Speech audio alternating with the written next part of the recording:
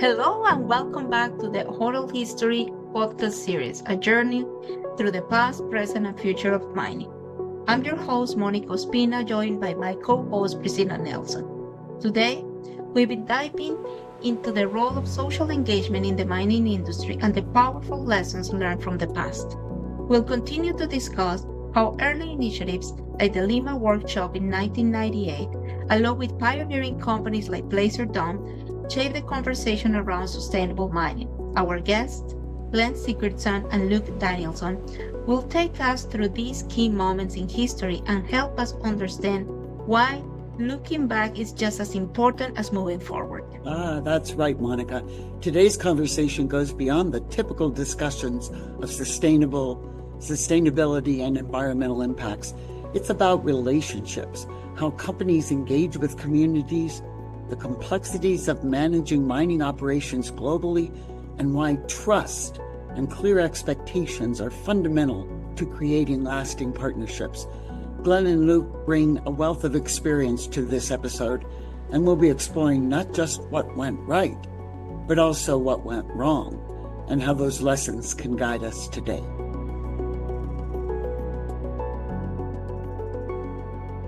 When we last ended, we were talking about the Lima Workshop that was held in June 1998, which was a pretty unique development. It's at that point in our respective careers that Luke and I began to reconnect. There was an initiative in Canada, as Luke explained in our last session, called the Mineral Policy Research Initiative, but there was also a growing interest in IISD, the institute that had been developed in Canada, to somehow take a participatory role in what was being shaped there.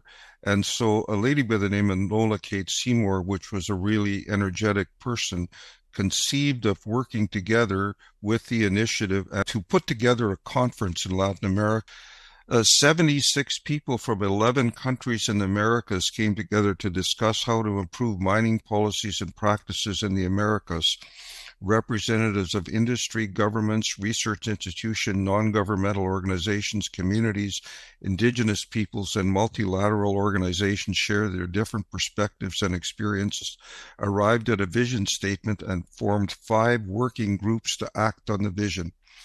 It was quite a remarkable outcome that was achieved in that room, and the contribution that I was really asked to make was to participate in sharing the experience that Canada had with the national roundtables and the development of a guiding set of principles. It was excellently facilitated by some Peruvian facilitators who remarkably pulled together a concerted vision statement and a set of working groups. I really felt that there was huge momentum out of that conference, and it spilled over into different areas, but I know within Peru, for example, years later, I would be in Peru, and they were still talking about that set of principles because it had very much informed and shaped the way many of them were starting to think about this problem. And it was it was heartwarming to know that it had had an impact. What's regrettable is I don't think that we were able to push forward with all those different working groups. But today, when I look at that workshop summary, it is astounding how prescient it was on many fronts. I don't know what your sense was, Luke, but it was in my memory. I can hardly believe, because it was the first time all of these different players across Latin America had been assembled in one place. The idea was to take advantage of the strength that there is in sharing outside of our little shells that we tend to retreat into, but to have industry and environmental groups and government and indigenous communities and others all able to share perspectives really led to an incredibly rich understanding of what these problems were.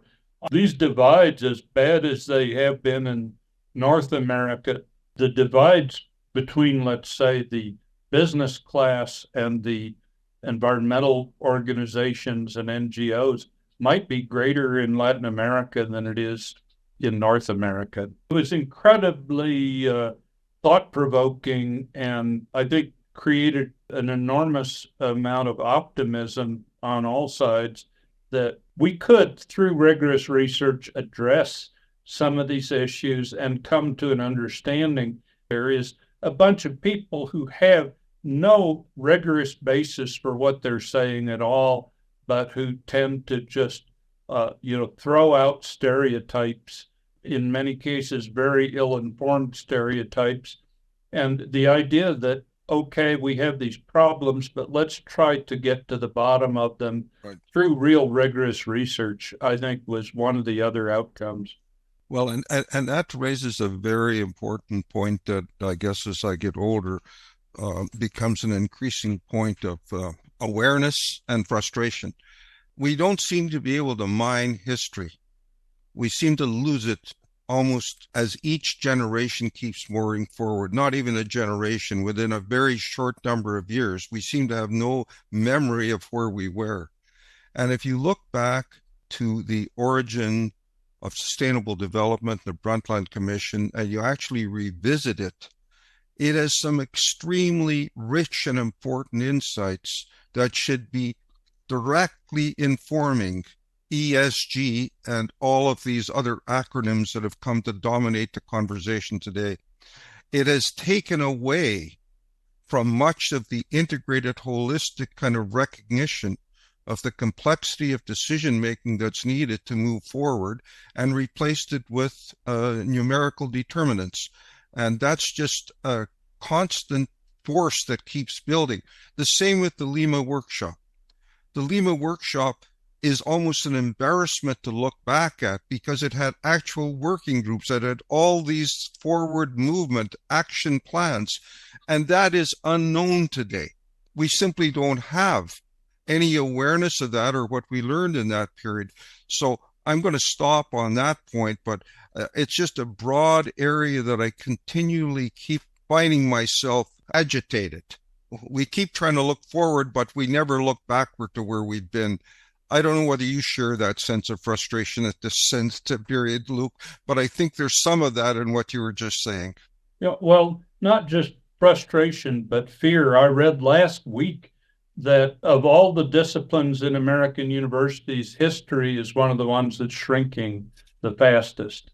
The number of faculty members teaching history is shrinking. The number of graduate students getting degrees in history is shrinking. And I find that really alarming at a time when we really should be trying to plumb the past for lessons.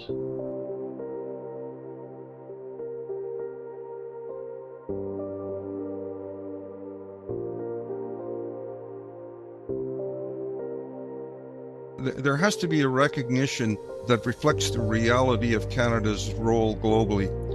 Vancouver is the center of a very large international junior mining sector, and those represent players that work in every corner of the globe.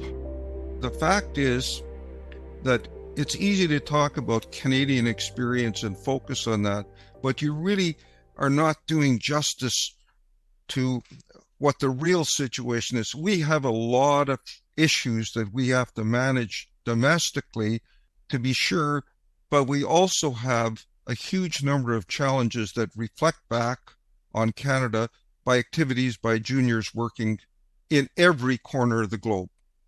And you can't really understand and talk about mining unless you begin to understand the complexity of the industry and the way that it operates and works. We've touched on this before because you've even added to it the refining sector, et cetera, et cetera. But it's so easy to get tempted into this conversation being about big organizations, big companies, big players, but that's not the reality of the way the industry works. Part of the problem is that the Canadian junior sector is almost entirely geologists with some mining engineers sprinkled in. You wind up with people who are incredibly knowledgeable geologists, but have no understanding at all of complex social phenomena and who are operating in really difficult environments in some of the most complex social contexts in the world. Quite frankly, the folklore that's grown up in that industry is part of the problem. I've heard lots of Canadian junior geologists say, you can tell the community anything you want, promise them anything to keep them quiet, because by the time it comes to make good on those promises, we'll be out of there. We'll have sold our interest to somebody else and they'll have to deal with it. So you can just tell them anything you want. I've heard that multiple times. One of the biggest mining fights I ever got involved in and was in Peru, and basically people went to a remote, very conservative rural village, and the drilling crew parked their big trucks hauling the drilling equipment up to the site in the town square and just went over and started pissing on the side of the church because they needed to stop for a restroom break. And they just horrified everyone in town. Here are these people who are urinating on the side of the church. And I've had a lot of this kind of thing come back to me through headquarters management of mining companies. We have no idea what our people are doing, particularly when it comes to people like drilling contractors or geologists out in the field. We don't know what they're doing. And they have a culture of essentially, if we come back with the core samples, everything will be forgiven. I want to pick up something to not paint too dismal a picture.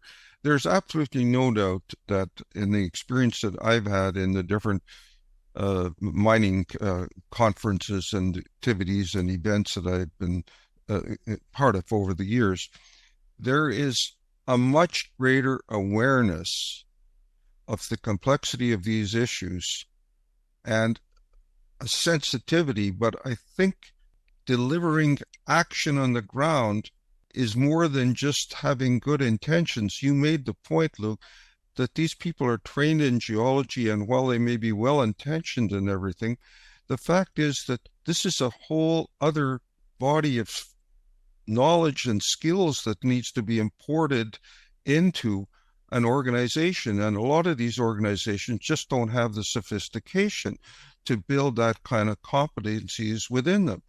And even if they do, they tend not to integrate the two worlds of the social context of the mine and the geological and mining dimensions of it.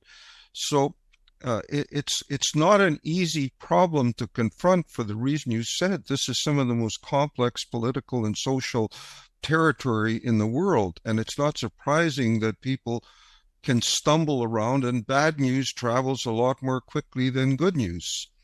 And that's also part of the legacy, but I think we should also turn on the connection between these juniors and the majors to fully explore what the reciprocal responsibility is between these two different levels of the industry, because the simple fact is that this is the food chain that feeds the majors and their activities. There couldn't be a better example of that than Bre-X, right? Bre-X was a couple of geologists operating out of a garage in Calgary. Bill Gates started out operating out of a garage, but these folks raised some money to take some crews over and start drilling this site in Indonesia, which I think at the outset, all they had was some aerial photos that looked promising. And so they went over there to Indonesia. And ultimately, once they started releasing these results, showing these very high grade gold reserves, and the size of the deposit they were defining got bigger and bigger and bigger, there was like a stampede of the major mining companies trying to buy out these guys. One of my friends was fairly high placed in Freeport at the time, and they were saying to their CEO, we shouldn't be investing all this money in this prospect until we have gone and done a little bit of due diligence. And he was saying, there's no time for that. If we fool around with that, Peter Monk's going to come in and steal it from us. But that you're right that the way that the majors and the juniors interact with each other, it has been part of the problem.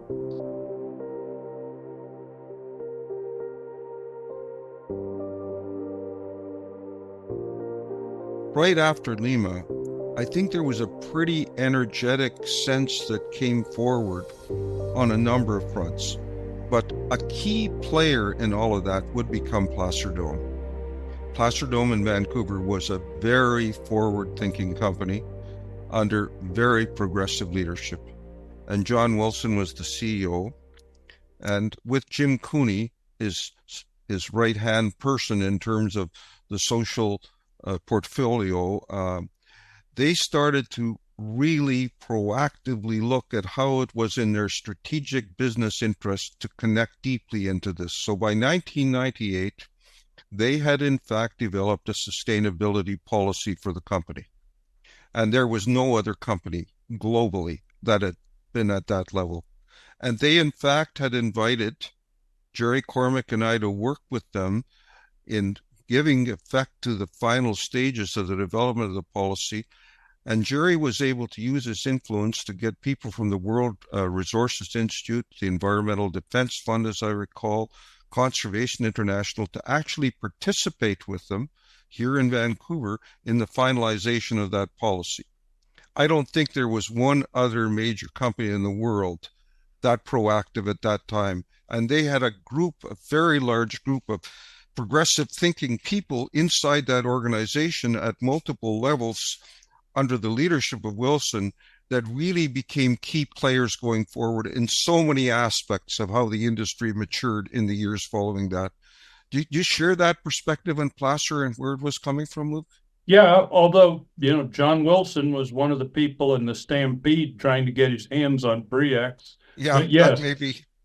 But yes, I do think Placer was really a pioneer among the mining companies in trying to promote deeper understanding of the social and environmental issues and a new kind of way of relating to the society around them. I've been deeply involved in the Las Cristinas project in Venezuela for 20, 30 years in various ways.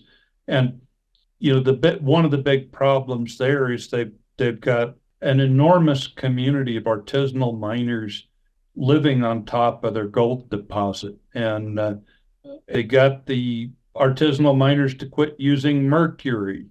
They had a communal still that was operated in a retort in a way that was environmentally acceptable. And they agreed that part of the project site that wasn't really amenable to open pit operations would be reserved for the artisanal miners. And, it was Jeffrey Davidson. He spent a couple of years down there for Placer putting this project together, and it was remarkable. The other mining companies at the time were just saying, these artisanal miners are just like vermin, like rats. You just bring in the army and run them off of your site, was sort of the modus operandi. And it was remarkable what they were doing. And it's, it's too bad Placer didn't survive on into the future, because they really were a source of inspiration and good ideas. I think we should drill into them a bit further, because it's an interesting alumni, and really building a conversation with that alumni that are still around would be a very fascinating, conversation.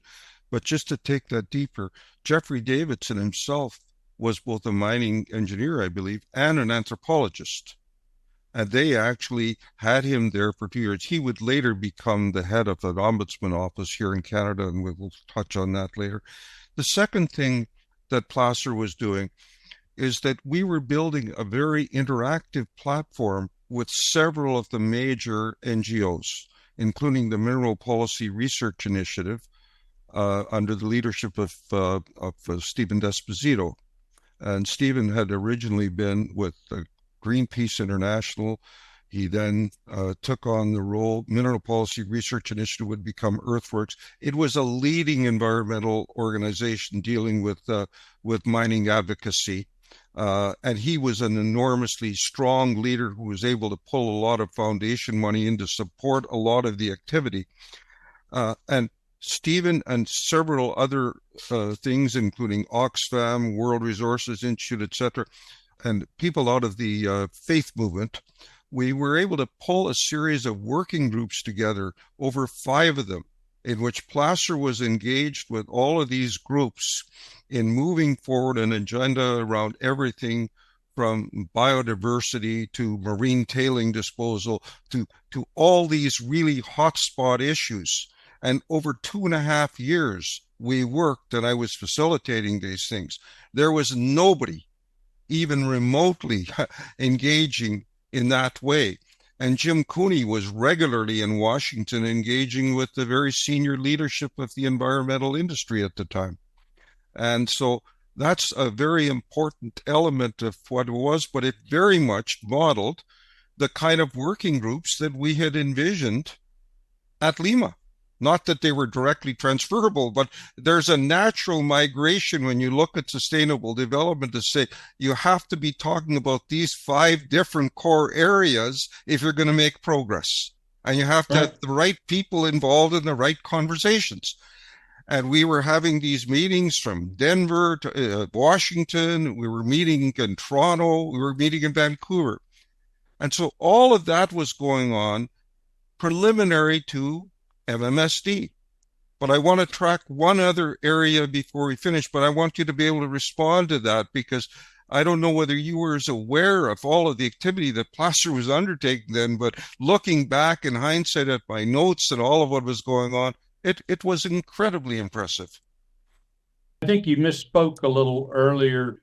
Steve Desposito's organization was the Mineral Policy Center, not the Mining Policy Research Initiative. Yes, mineral policy, yes. Sorry, yeah. Apologies. What we were trying to do in the Mining Policy Research Initiative was to start a research base that would help educate people as to questions like what happens in a community when a mine is developed there. Can you measure what the impacts are? Can you measure how it impacts people's lives? And up to that point, a lot of these really wretched shibboleths being trotted out. I remember one mining company executive who told me that to measure the community attitudes toward them, they used the window test. I said, "What's the window test?" And he said, "Well, if our people can drive through the village with the windows open and people wave at them, then our relationships are great. And if we have to keep the windows closed because people are throwing stuff at us, then our relationships aren't great." It's just an outrage that somebody would be making decisions that involve hundreds of millions of dollars of investment and lives of people in these communities based on crap like that, but the industry was full of that. And it's still a problem, right? Because on one hand, industry would really love to have some of this information available, but most of industry is still not that interested in contributing anything much to building that research base. Your story invokes in me a very interesting story on the window test. Washington was a very progressive CEO of a small mining company, and he was developing a mine down in Mexico, somewhere between Acapulco and Mexico City. Dick was a very forward-thinking guy in so many respects. He understood the enormous significance in getting the approval process through of building an effective relationship with the community. But he not only built an effective relationship, he operationalized it internally. So here's the story. There was a lot of dust. The window test wouldn't have passed there because they would have suffocated inside the cab of the truck. but certainly the community was completely overwhelmed by the amount of dust that was being taken out in the trucks that were taking the ore out to a processing site.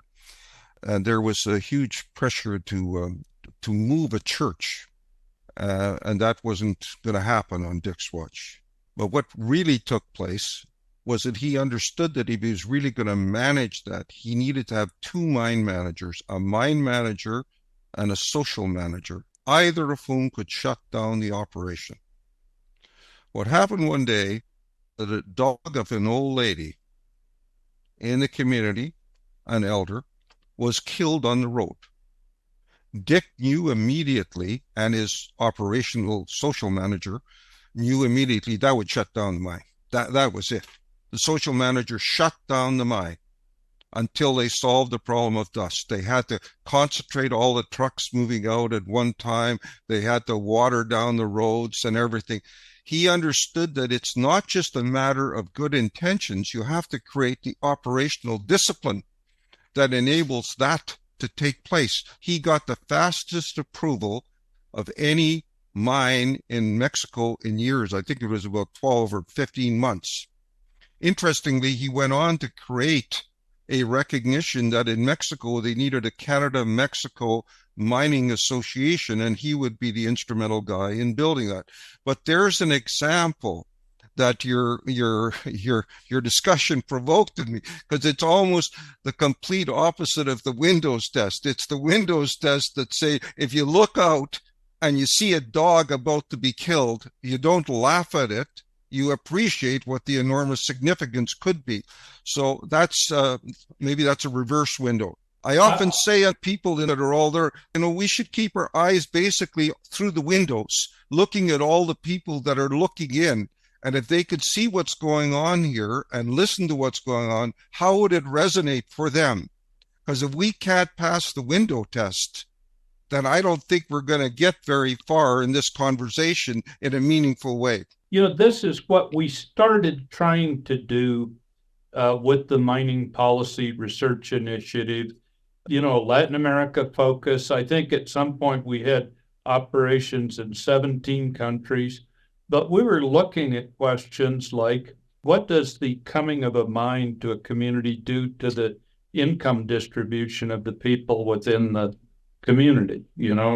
Discover something that many mining companies had simply not taken on board, which is that, there's a great increase in income for the people who can get jobs with the mine. They're making more money than they ever imagined they could make in their village, but the people who catch the brass ring are typically, 15 or 20% of the population.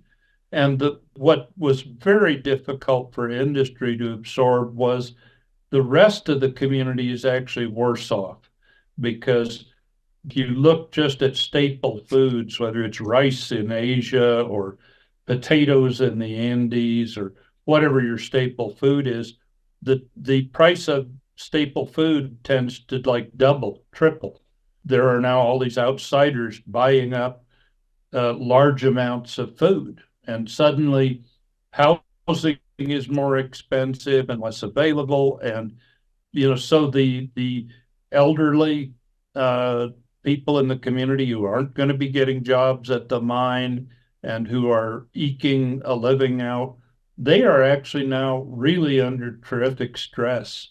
What happens if people have to move? What happens to people who are displaced by a mine? What's the public health impact? Typically, mining companies had said, well, we have a clinic now, and so they didn't have a clinic before, so we've been nothing but a positive impact on public health. But when you get into the research, what you find is, oh my gosh, the mining industry, probably the biggest single driver of the spread of AIDS, up transportation corridors. You have remote mine sites with 1,500 male workers and 80 prostitutes. There's some South African studies on syphilis from 100 years ago that say that but the truck drivers moving up and down the transportation corridors are spreading social diseases. So, all I'd say is once you start getting into these things and understanding them, you can manage them. But just saying because we have a clinic, everybody's better off is not not the kind of approach we need. We need a knowledge-based approach to these problems. Monica, do you want to jump in on this? I'd be Yes. interested in your perspective. Well, I think that the way it's presented here, there is exactly what the paternalistic approach of the industry has been for many years. And the reason why somehow we have also lost trust. Let me explain a little bit of the idea. Normally, the approach has been that mining companies or exploration companies in early stages, they approach the communities to satisfy the needs to obtain the immediate yes as an answer for land access or for any sort of agreement that allows them to operate. And in the absence of the state in remote areas, the immediate needs are needs that should have been satisfied by the state, but they haven't. So obviously the company goes with the clinic, the roads, the sanitation, the school, and that is a transactional piece. The challenge here is nothing against that bringing social aid to communities in need. The point here is that the lack of understanding of the impacts of the project, the lack of understanding of community engagement and professional approach on social baselines lead to a new layer of conflict that is the reason part of the distrust in the industry and the reputation component, because communities just feel that the companies will satisfy the role of the state. And in case of conflict, both of them, they're in a very complicated situation because a relationship of equals has been developed. And now that we are looking for a relation of equals, what is the component of social investment is still the role of the government when companies are lacking budgets, so they don't satisfy the needs. Therefore, they find themselves in a very uncomfortable situation. And communities equally finding this an opportunity and also find in this the power they were waiting for a long time to have in order to find their needs addressed. An other element that I think that we need to highlight here is the elephant in the room many times, is what happened in the interior of communities. Not all communities are straight, honest, and frank. And that happens a lot in regions where the absence of regulatory framework or understanding of the rights allows community leaders to take advantage of this. And going on that, all practice of backdoor deals between the mining companies and local leaders that is helping neither the company nor communities and not the relationship they should have. So all of these elements are the result of a very weak approach to stakeholder engagement and social performance. And that creates more than benefits and more of a conflict. What do you guys think? Well, I want to touch on that, on many points you raised there, because they're really fundamental. The first point that I want to hit on is level playing field. I think where Luke was coming from was basically, oh, what a good boy am I. I put a clinic in place. I've given these folks all these jobs. It's a game changer for them. It's seeing the world through their lens. A game changer is a very loaded term, because if you're a peasant farmer beside a huge farm in northern Peru where there's very arid conditions, it's a game changer, all right. You just imagine that all of that water that is going to go to the mine is not water that's going to find its way onto your crops. So it's a game changer. You're 55 years old. There's no way that you want to work in any mine. And the fact is that every time the word game changer is used, it satisfies the, oh, what a good boy am I. But it doesn't meet the fundamental needs of trying to build a platform a level playing field where you can genuinely understand what it's going to take to build an effective working relationship with these folks so that you can begin to manage the risk and create opportunities. And that's one of the biggest things. I think industry at a very senior level has come to understand at different points, but it's backslid, is that only when people who see the world different than you think you're a good boy does it create real value and real risk management and real opportunity management. So as soon as we can get, oh, what a good boy am I, to the point where we're saying, only will it create an opportunity for you if you're able to have those people say it, not a public relations firm, not any kind of other, do-gooding organization. It's got to be the real people with whom you're engaged with. So that's the first point. The second point is, how do you build a competency to build a level playing field? What does it mean to trust? Trust is about the gooeyest word that's ever been invented in the English language. It's the easiest word to say, oh, we need to trust each other. Oh, okay, so what does that look like? Well, it means that, we can rely on each other to do so. No, just tell me an example, is what I say to people, of when you didn't trust. What caused you to distrust? That's what I'm interested in. Because if we know what caused you to distrust, then we might be able to understand what it's going to take to create an environment where you can trust. And invariably, that comes down to having clear expectations of how we're going to work with each other in a platform that has some degree of mutual reciprocity and respect. So these two kind of concepts are about the way, the process of engagement, the way we engage, not what we're engaged to achieve. It's about what and how. And the biggest problem in this whole area of social and community relationships is that people think it's just about having nice interpersonal relations.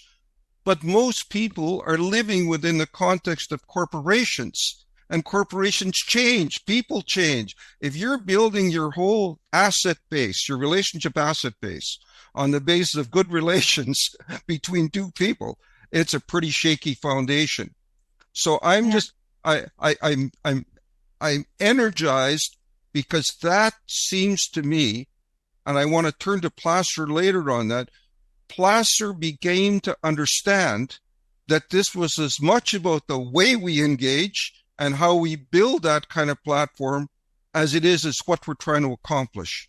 And I think that's a critical gap in the entire approach to most social and community relations programs. They don't think in those terms because they're not entitled to think in those terms, given that the mind is worried about losing control.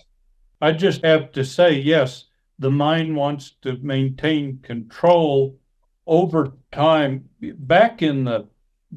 Let's say 80 years ago, the mine manager of a Canadian-owned mine in Chile or in Peru or in Africa was like a viceroy. The communications with headquarters were so slow and so imperfect that the person running the mine really had control over what happened. And now I talked to somebody who was working in a mine in Chile, and he's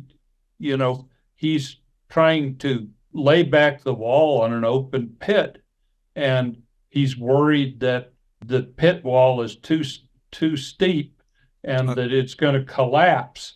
And he's getting instructions over his headphones by some guy who's up in Canada telling him what to do. In my analysis for all of these years in the field, I think that the industry has been working a lot too on the different direction, is that they want to be liked. So that's why I give you presents, I give you clinics, and I do what I think you like me. But we are not working around that long-term vision for trust.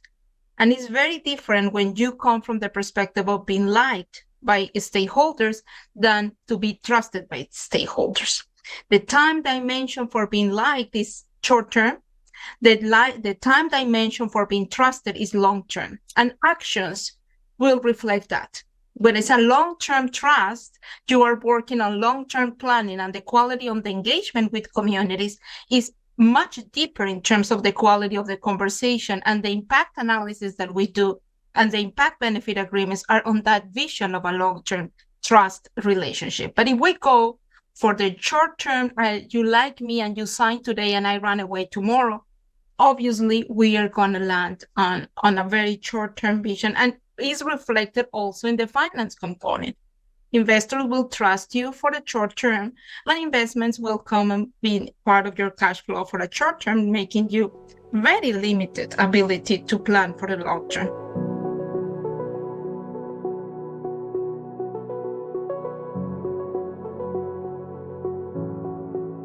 Glenn and Luke have shown us how critical it is to balance technical expertise with social awareness, especially in an industry as complex and far-reaching as mining. They particularly focus on how early environmental movements neglected developing countries and stress the need for inclusive strategies moving forward.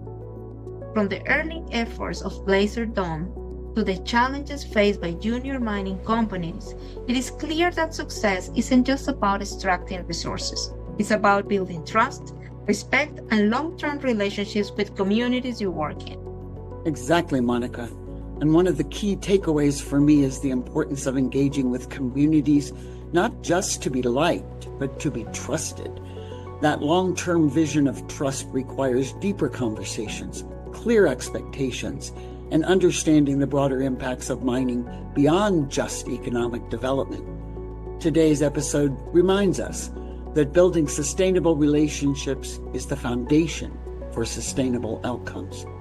Thank you once again to Glenn Sigurdson and Luke Danielson for their incredible insights, and of course to our listeners for tuning in.